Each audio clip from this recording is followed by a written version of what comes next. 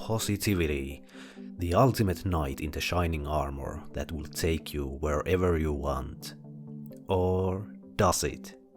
Increasing number of studies show that this is not the whole story.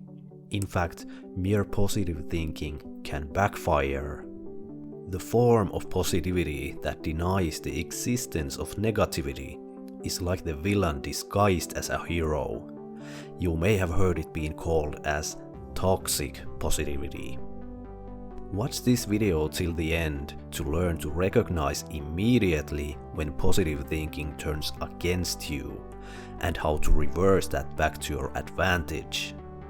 First, imagine two people with the same dream outcome of losing weight, but equipped with two different ways of thinking. Aaron has a tendency to negativity.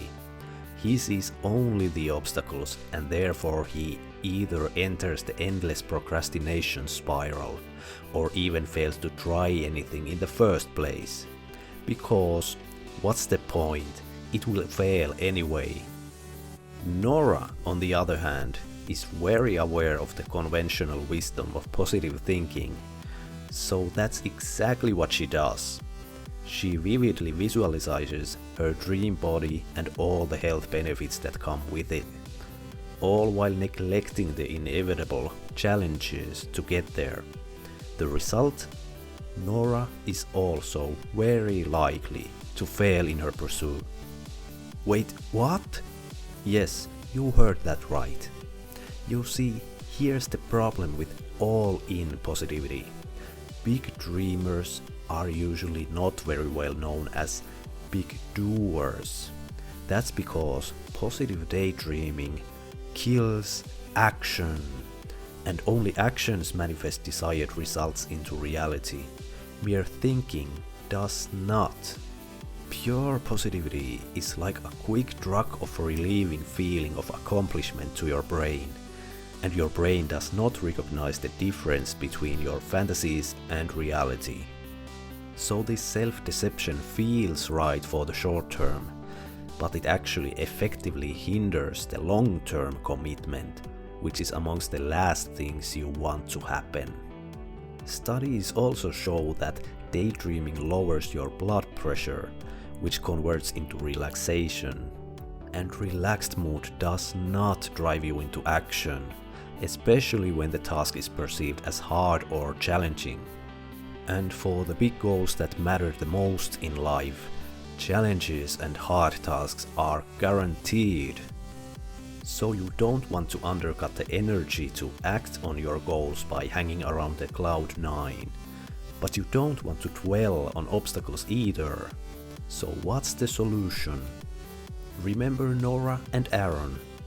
They have another friend, Victor. Victor has a secret tool up his sleeve. It's the strategy that grants Victor one significant edge for goal achievement compared to Aaron and Nora. And that is commitment, which is exactly what the other two are lacking. And Victor's extraordinary high level of commitment comes from clarity. Victor is crystal clear about the goals worth pursuing for him.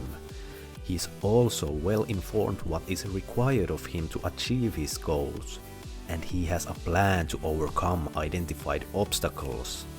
In other words, he knows exactly where to aim for and how to get there. This balanced approach, utilizing positivity and contrasting it with the reality, is the secret sauce to Victor's seemingly unreal levels of commitment and achievement. This simple strategy is called mental contrasting. And here's how this simple tool, developed by the pioneering mind behind mental contrasting, can work wonders in your life as well. The method is called WHOOP. Step 1. Determine one dream outcome or a wish. Easy enough. Step 2.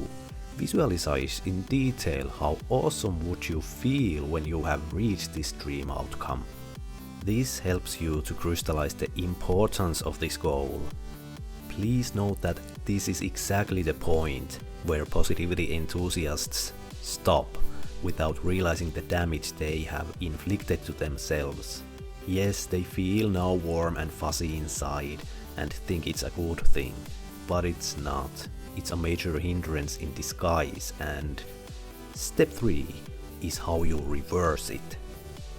Immediately after positive visualization, snap back to the solid ground and think about the obstacles and challenges you're likely to encounter along the way.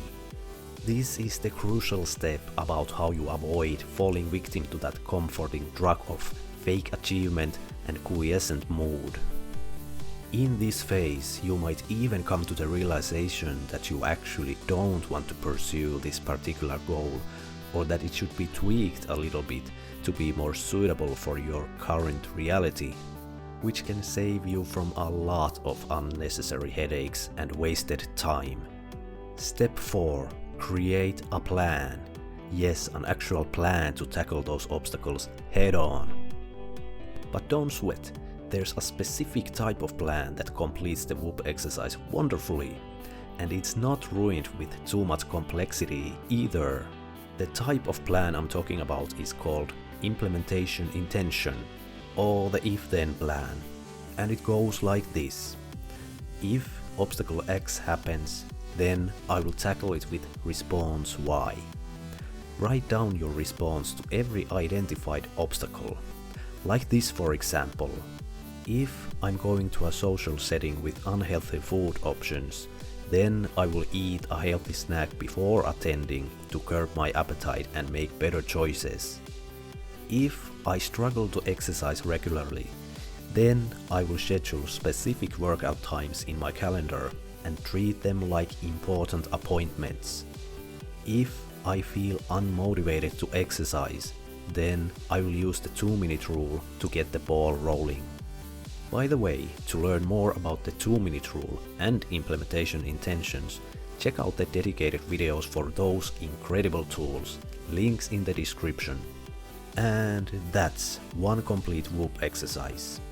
Doing it only once can give you the long needed clarity to nudge your goal commitment to a whole new level. But is one whoop enough? If not, how much is?